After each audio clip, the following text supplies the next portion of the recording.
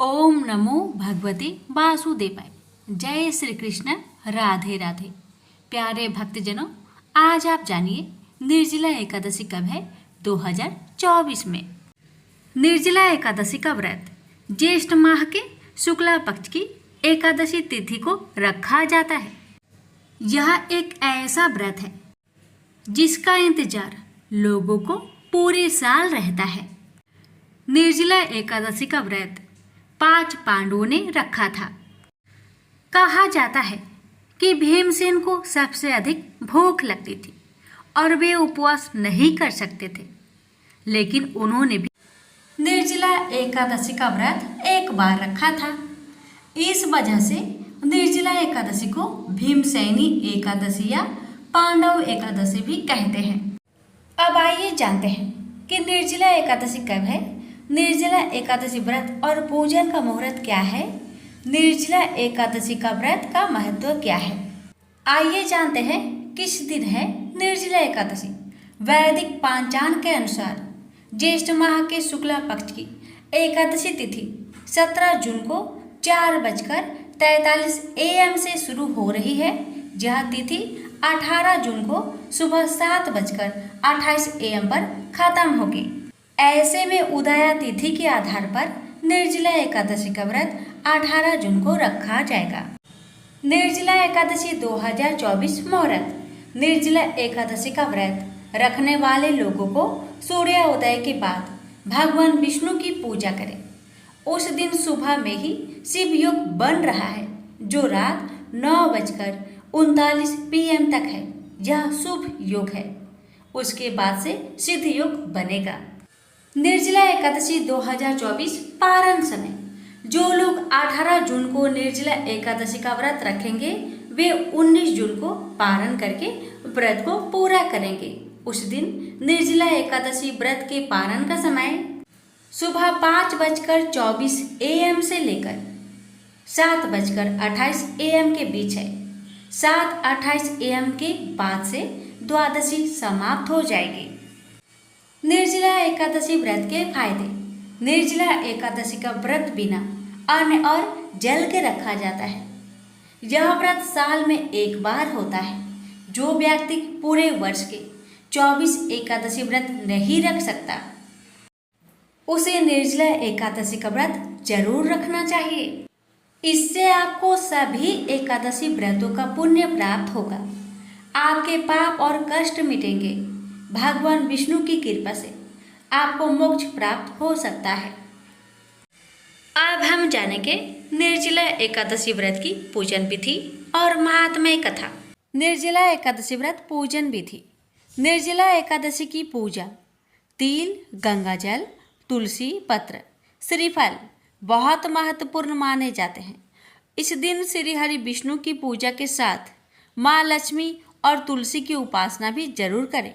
मान्यता है तुलसी पूजा के बिना एकादशी का व्रत पूजन अधूरा रहता है। इस दिन विष्णु जी का जल में तिल मिलाकर ओम नमो भगवते वासुदेवाय मंत्र से जप करते हुए विष्णु जी का अभिषेक करें। समस्त पूजन सामग्री लक्ष्मी नारायण को अर्पित करें। मिठाई में तुलसी दल डालकर विष्णु को चढ़ाए। किसी गौशाला में गायों की देखभाल के लिए दान पुण्य करें। गरीबों को गर्मी से राहत पाने की चीज़ों का दान करें। शाम को तुलसी में घी का दीपक लगाकर उसमें काला या सफ़ेद तिल डालें। मान्यता है इससे लक्ष्मी जी प्रसन्न रहती है और साधक को धन्य धान्य से परिपूर्ण रहने का आशीर्वाद देती हैं। निर्जला एकादशी व्रत कथा। भीमसेन व्यास जी से कहने लगे, हे पितामह, भ्राता युधिष्ठिर, माता कुंती, द्रौपदी, अर्जुन, नकुल और सहदेव आदि सब एकादशी का व्रत करने को कहते हैं, परंतु महाराज मैं उनसे कहता हूँ कि भाई मैं भगवान की शक्ति पूजा आदि तो कर सकता हूँ, दान भी दे सकता हूँ, परंतु भोजन के बिना नहीं रह सकता। इस पर व्यास जी कहने लगे कि हे भीमसेन, यदि तुम नरक को बुरा और स्वर्ग को अच्छा समझते हो तो प्रति मास की दोनों एकादशियों को अन्न मत खाया करो। भीम कहने लगे कि हे पितामह, मैं तो पहले ही कह चुका हूँ कि मैं भूख सहन नहीं कर सकता। यदि वर्ष भर में कोई एक ही व्रत हो तो वह मैं रख सकता हूँ, क्योंकि मेरे पेट में वृक नाम वाली अग्नि है, सो मैं भोजन किए बिना नहीं रह सकता। भोजन करने से वह शांत रहती है, इसलिए पूरा उपवास तो क्या एक समय भी बिना भोजन किए रहना कठिन है। अतः आप मुझे कोई ऐसा व्रत बतलाइए जो वर्ष में केवल एक ही बार करना पड़े और मुझे स्वर्ग की प्राप्ति हो जाए। श्री व्यास जी कहने लगे कि हे पुत्र, बड़े बड़े ऋषियों ने बहुत शास्त्र आदि बनाए हैं, जिनसे बिना धन के थोड़े परिश्रम से ही स्वर्ग की प्राप्ति हो सकती है। इसी प्रकार शास्त्रों में दोनों पक्षों की एकादशी का व्रत मुक्ति के लिए रखा जाता है। व्यास जी के वचन सुनकर भीमसेन नरक में जाने के नाम से भयभीत हो गए और काँप कर कहने लगे कि अब क्या करूं? मास में 2 व्रत तो मैं नहीं कर सकता। हाँ, वर्ष में एक व्रत करने का प्रयत्न अवश्य कर सकता हूँ। अतः वर्ष में एक दिन व्रत करने से यदि मेरी मुक्ति हो जाए तो ऐसा कोई व्रत बतलाए। यह सुनकर व्यास जी कहने लगे कि वृषभ और मिथुन की संक्रांति के बीच ज्येष्ठ मास के शुक्ला पक्ष की जो एकादशी आती है उसका नाम निर्जला है। तुम उस एकादशी का व्रत करो। इस एकादशी के व्रत में स्नान और आचमन के सिवा जल वर्जित है। आचमन में 6 मासे से अधिक जल नहीं होना चाहिए, अन्यथा वह मद्यपान के सदृश हो जाता है। इस दिन भोजन नहीं करना चाहिए, क्योंकि भोजन करने से व्रत नष्ट हो जाता है। यदि एकादशी को सूर्य उदय से लेकर द्वादशी के सूर्य उदय तक जल ग्रहण ना करे तो उसे सारी एकादशियों के व्रत का फल प्राप्त होता है। द्वादशी को सूर्य उदय से पहले उठकर स्नान आदि करके ब्राह्मणों को दान आदि देना चाहिए। इसके पश्चात भूखे और सत्पात्र ब्राह्मण को भोजन कराकर फिर आप भोजन कर लेना चाहिए। इसका फल पूरे 1 वर्ष की संपूर्ण एकादशियों के बराबर होता है। व्यास जी कहने लगे कि हे भीमसेन, यह मुझको स्वयं भगवान ने बताया है। इस एकादशी का पुण्य समस्त तीर्थों और दानों से अधिक है। केवल एक दिन मनुष्य निर्जल रहने से पापों से मुक्त हो जाता है। जो मनुष्य निर्जला एकादशी का व्रत करते हैं उसकी मृत्यु के समय यमदूत आकर नहीं घेरते, वरन भगवान के पार्षद उसे पुष्पक विमान में बैठाकर स्वर्ग को ले जाते हैं। अतः संसार में सबसे श्रेष्ठ निर्जला एकादशी का व्रत है, इसलिए यत्न के साथ इस व्रत को करना चाहिए। इस दिन ओम नमो भगवते वासुदेवाय मंत्र का उच्चारण करना चाहिए और गौदान करना चाहिए। इस प्रकार व्यास जी के आज्ञा अनुसार भीमसेन ने इस व्रत को किया, इसलिए इस एकादशी को भीमसेनी या पांडव एकादशी भी कहते हैं। निर्जला एकादशी व्रत करने से पूर्व भगवान से प्रार्थना करें कि हे भगवान, आज मैं निर्जला व्रत करता हूँ, दूसरे दिन भोजन करूँगा। मैं इस व्रत को श्रद्धा पूर्वक करूँगा, अतः आपकी कृपा से मेरे सब पाप नष्ट हो जाए। इस दिन जल से भरा हुआ एक घड़ा वस्त्र से ढककर स्वर्ण सहित दान करना चाहिए। जो मनुष्य इस व्रत को करते हैं उसको करोड़ फल सोने के दान का फल मिलता है, और जो इस दिन यागादित करते हैं उनका फल तो वर्णन ही नहीं किया जा सकता। इस एकादशी के व्रत से मनुष्य विष्णु लोक को प्राप्त होता है। जो मनुष्य इस दिन अन्न खाते हैं वो चांडाल के समान है, वे अंत में नरक में जाते हैं। जिसने निर्जला एकादशी का व्रत किया है वह चाहे ब्रह्म हत्यारा हो, मद्यपान करता हो, चोरी की हो या गुरु के साथ देश किया हो, मगर इस व्रत के प्रभाव से स्वर्ग जाता है। हे कुंती पुत्र, जो पुरुष या स्त्री श्रद्धा पूर्वक इस व्रत को करते हैं उन्हें अग्रलिखित कर्म करने चाहिए। प्रथम भगवान का पूजन, फिर गौदान, ब्राह्मणों को मिष्टान व दक्षिणा देनी चाहिए तथा जल से भरे कलश का दान अवश्य करना चाहिए। निर्जला के दिन अन्य वस्त्र, उपहान आदि का दान भी करना चाहिए। जो मनुष्य भक्ति पूर्वक इस कथा को पढ़ते या सुनते हैं उन्हें निश्चय ही स्वर्ग की प्राप्ति होती है। प्रेम से बोलिए लक्ष्मी नारायण की जय। एकादशी देवी की कथा। मूर नाम का एक दैत्य था। रावण और कंस की तरह वह भी बड़ा आतंक मचाता था। स्वर्ग में देवों सहित सभी को पीड़ा देता था। सब लोग उससे रक्षा मांगकर श्रीमन नारायण के शरण में गए। भगवान ने कहा, मैं उसे सहमलाता हूँ, चिंता मत करो। भगवान मूर के साथ युद्ध करने लगे, लेकिन अपनी सारी शारीरिक शक्ति लगाकर भी भगवान कुछ नहीं कर सके।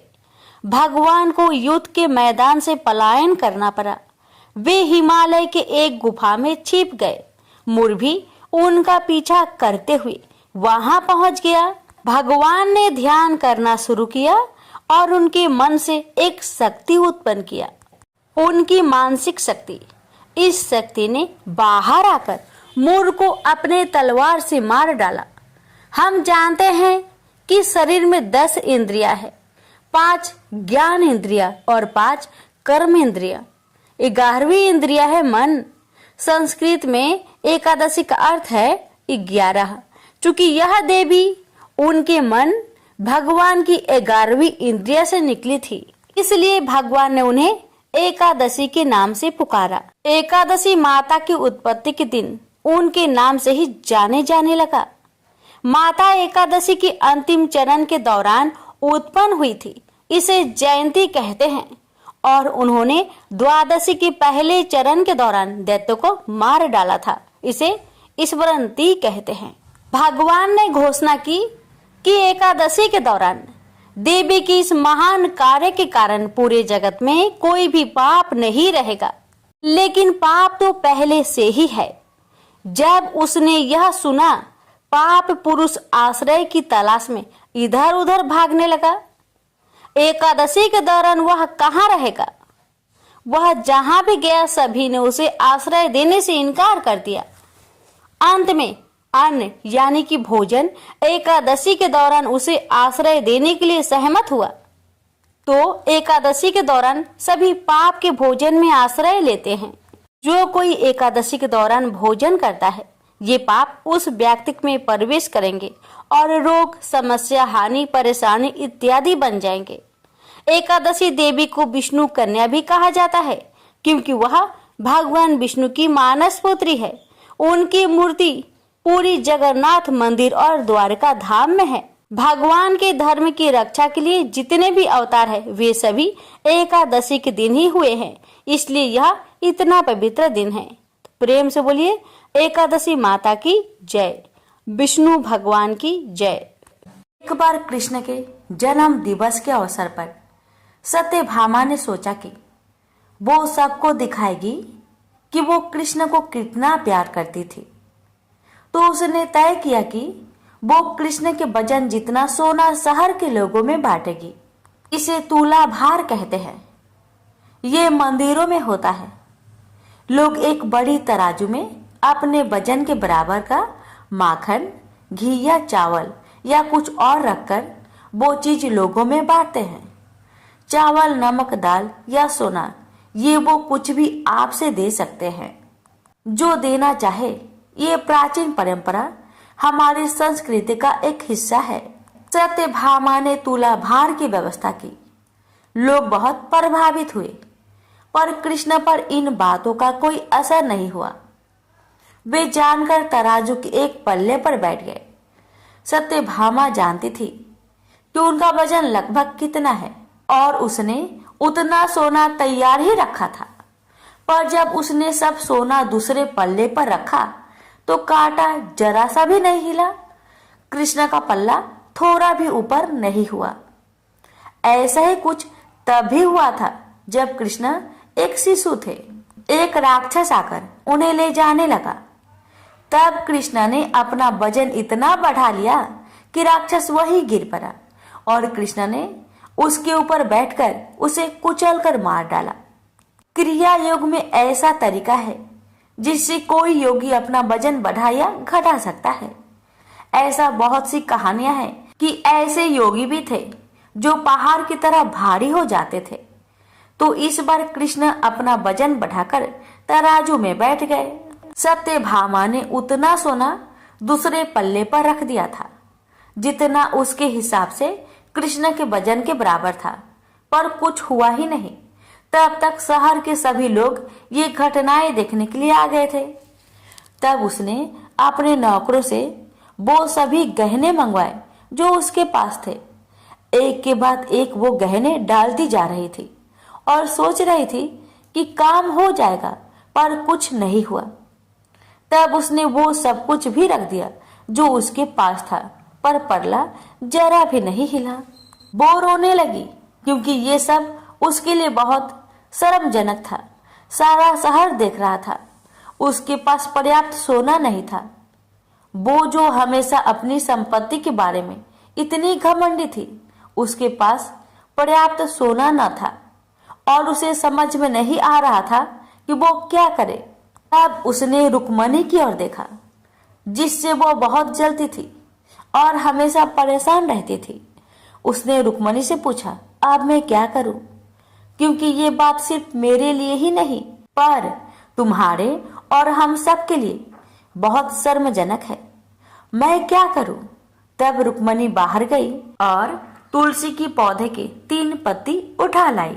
जैसे ही तुलसी के वे पत्ते उसने तराजू के दूसरे पल्ले पर रखे, कृष्ण का पल्ला तुरंत ही ऊपर आ गया। प्रेम से बोलिए श्री कृष्ण भगवान की जय। एक बार की बात है, राधा रानी को एक सर्प ने काट लिया। राधा जी की सभी सखियां दौड़ी दौड़ी माँ के पास आई और कहती है, अपनी बेटी को देखो, एक काले सर्प ने इसे डस लिया है। और राधा के सिर से दोहनी गिर गई और वो बेहोश हो गई।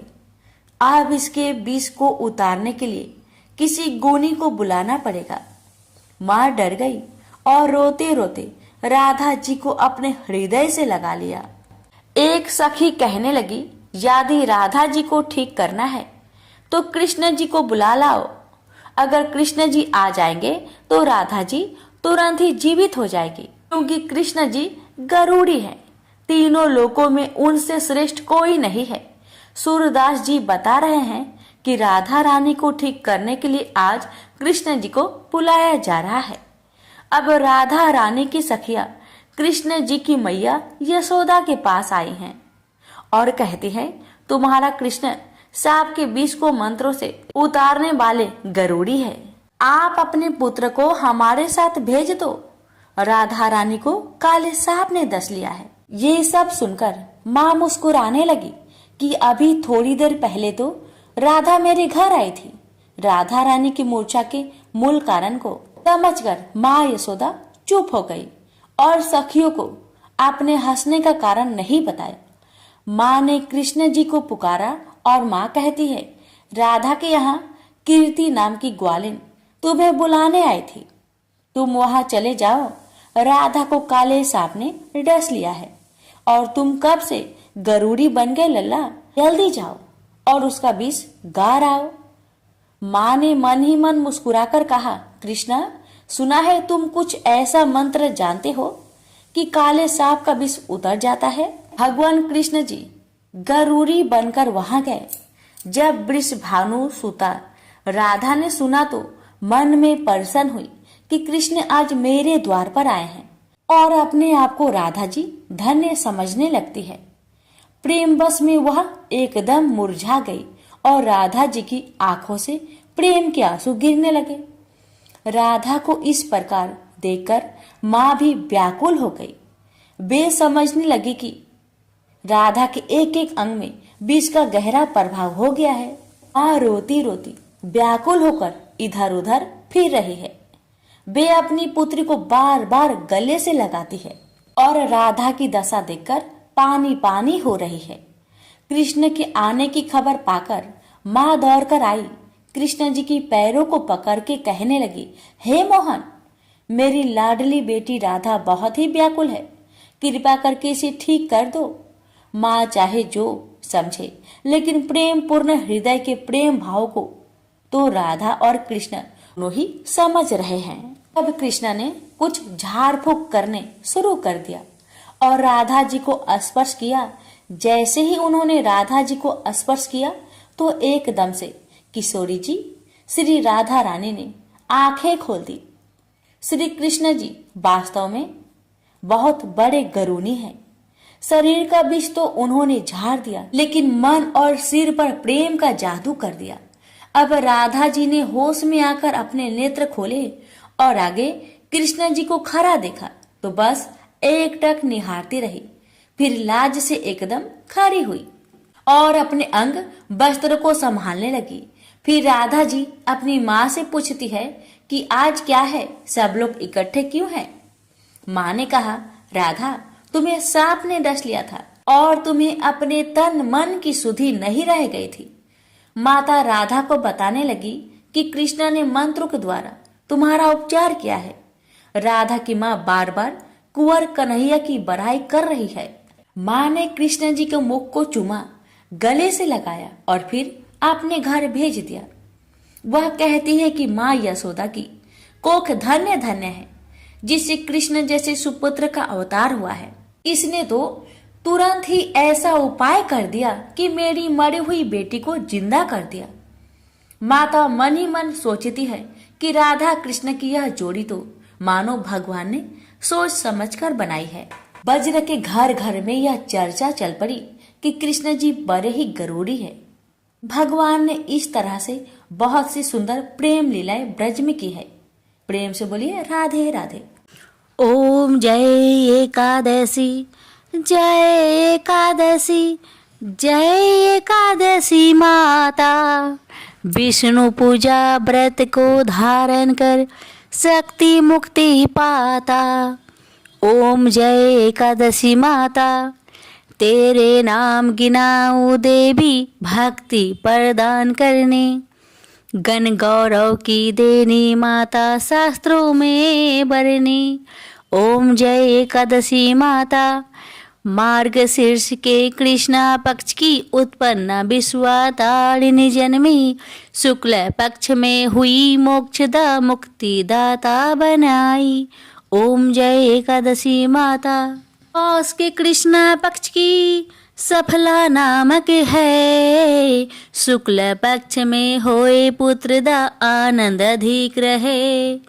ओम जय एकादशी माता, नाम सटटिला माघ मास में कृष्ण पक्ष आवे। शुक्ल पक्ष में जया कहावे, विजय सदा पावे। ओम जय एकादशी माता, विजया फाल्गुन कृष्ण पक्ष में शुक्ल आमल की। पाप मोचनी कृष्ण पक्ष में चैत्र महाबली की। ओम जय एकादशी माता, चैत्र शुक्ल में नाम कामदा धन देने वाली। नाम बरुथनी कृष्ण पक्ष में वैशाख महावाली।